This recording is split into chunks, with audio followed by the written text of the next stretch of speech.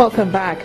Reactions have continued to trail nominations from Delta State by the federal government into the NDDC board, with groups of concerned Deltans saying that they're dissatisfied, but they're grateful to the presidency, while some others are seemingly disgruntled. In light of this, some concerned APC leaders in Delta State have promised their total support for the nominations and are now calling for a cease in further agitations so that peace can reign.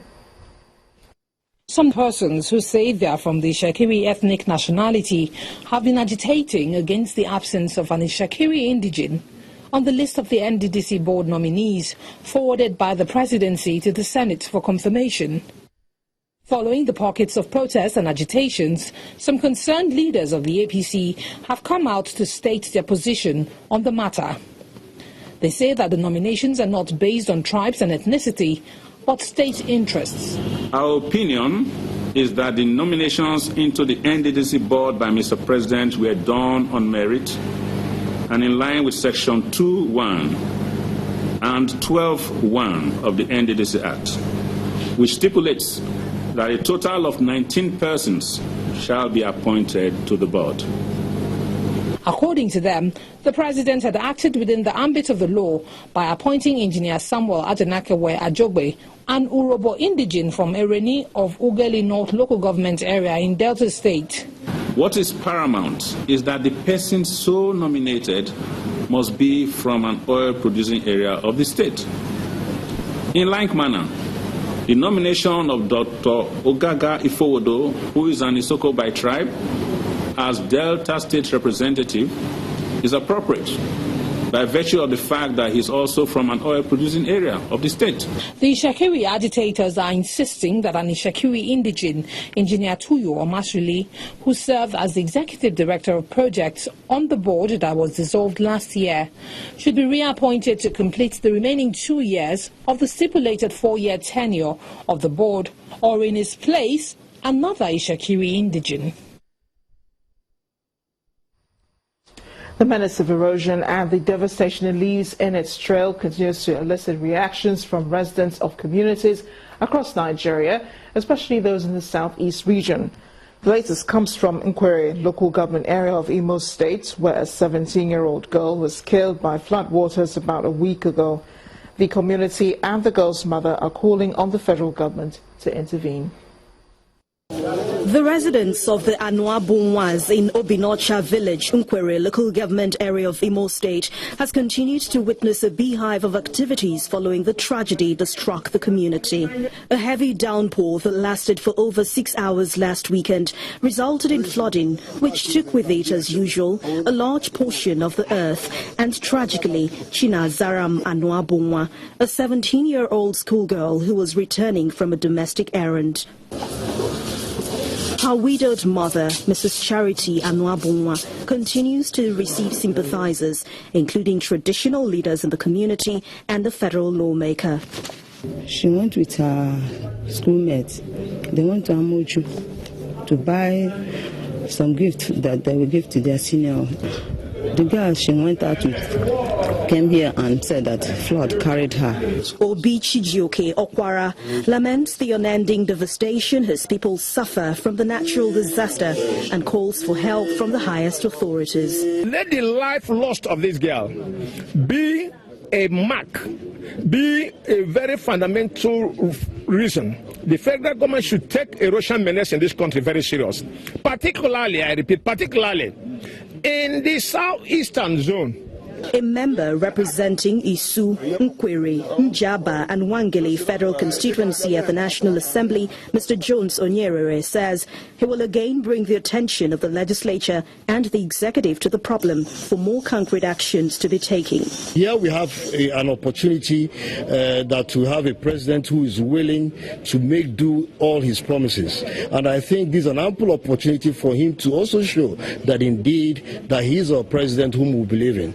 So we have called his attention to this erosion menace, and we believe that he will get it all done. If those words are matched with prompt actions, the Nigeria Erosion and Watershed Management Team currently controlling gully erosion sites in the southeast may have to move into Obinocha village soon, And hopefully, the lives of other young stars and future leaders like Chinazaram will be saved from such disasters.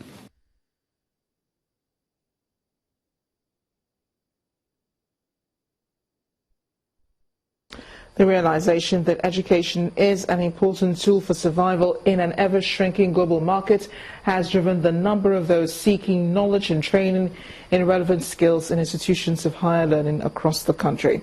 This quest for knowledge, though rewarding, has come with its own challenges. Tonight, our big story examines the plight of students of higher institutions in Anambra State, where hostel accommodation is becoming a rare privilege.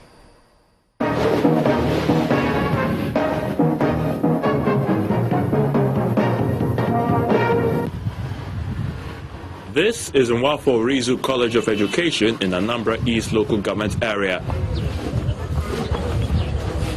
Students have come far and wide to acquire learning. Over 10,000 of them, and although new buildings are being erected, the school authorities cannot keep up with the accommodation needs of the expanding student population.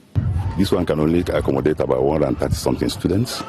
There are many other, some other hostels quite okay, but putting all of them together, you find out that we can only accommodate 1,500 students.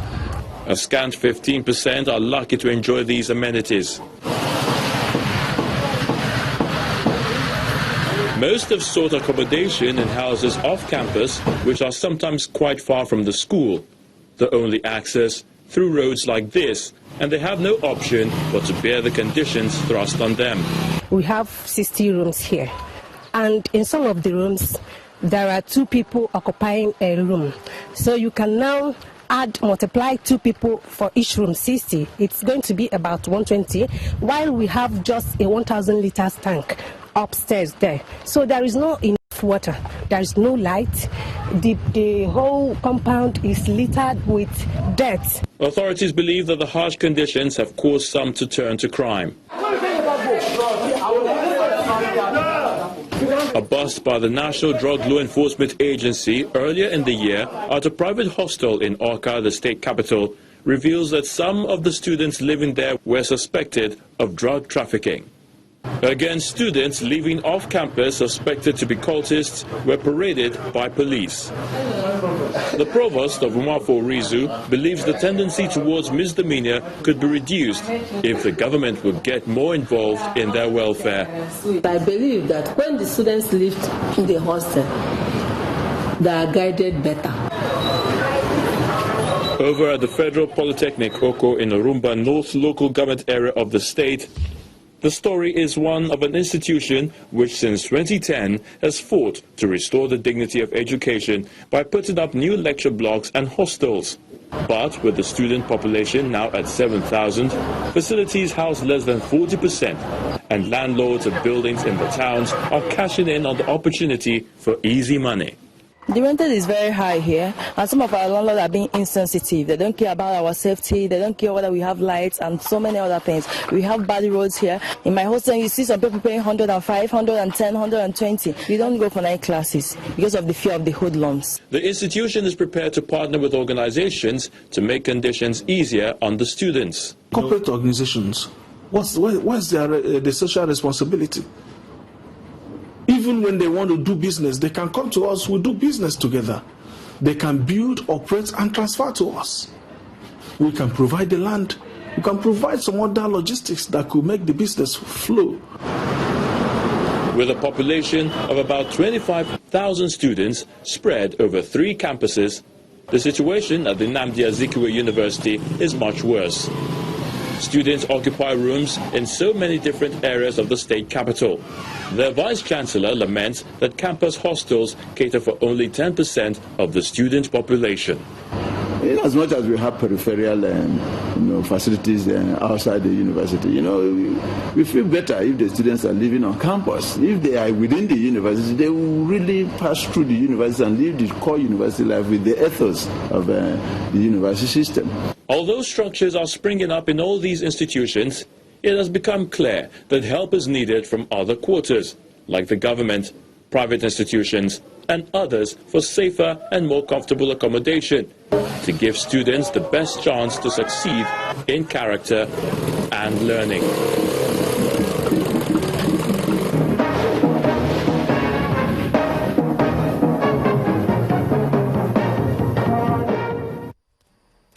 It's time now for business news. Here's Imana Amawe.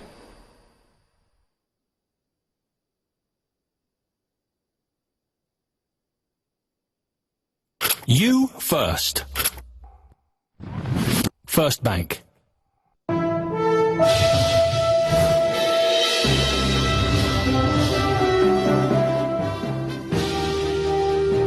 Many thanks for staying with us and welcome to Business News. South African telecoms giant MTN Group has recorded its first ever loss as a publicly traded company.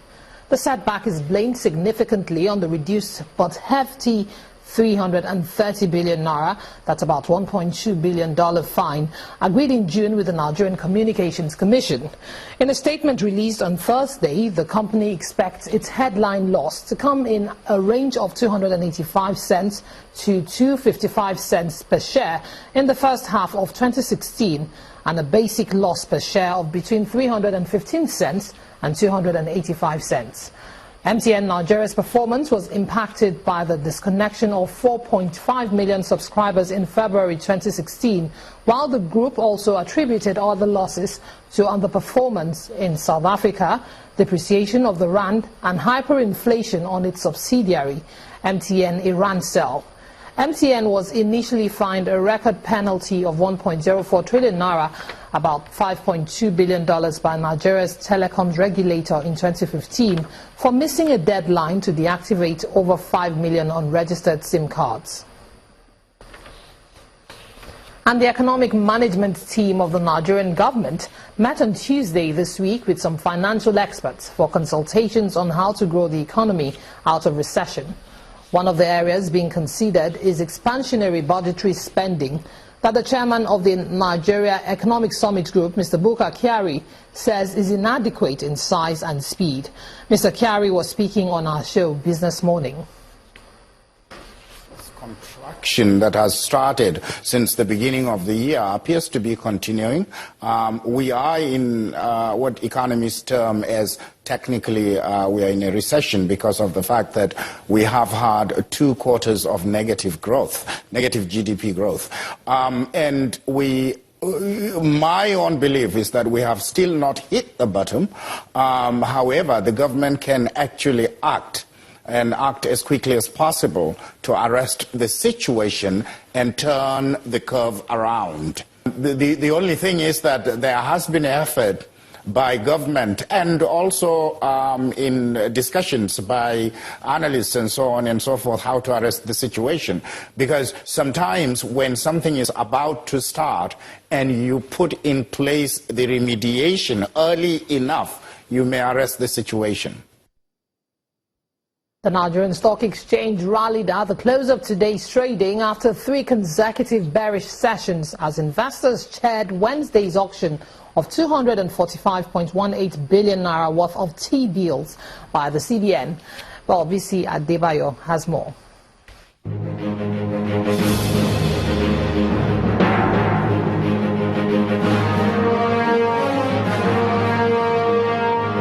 Hello there, welcome to the Stock Market Reports. The Nigerian equities market recovered by 0.23% at the close of Thursday's trading session after 3 days of declines. 14 equities were recorded on the gainers category, led by oil giants Total and Mobil, while Curtex trailed behind. 17 stocks led by ICO, International Railways and Continental Insurance recorded percentage losses. The top trades for the day came from financial powerhouses FBN Holdings, Fidelity Bank and GT Bank. Meanwhile, Thursday's turnover was, however, lower against Wednesday, as a total of 15.7 million shares changed hands in 3,320 deals for 1.52 billion naira. That ends the stock market reports. I am BC Adebayo.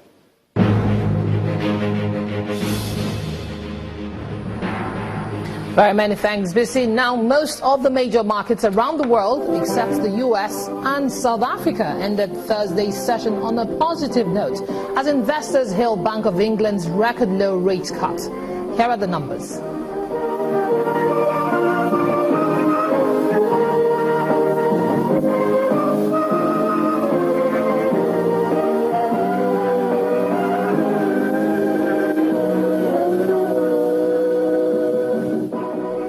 And that's our package on business news tonight. I'm Imana Amawe. Amarachi.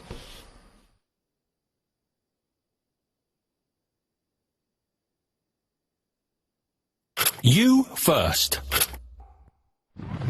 First Bank.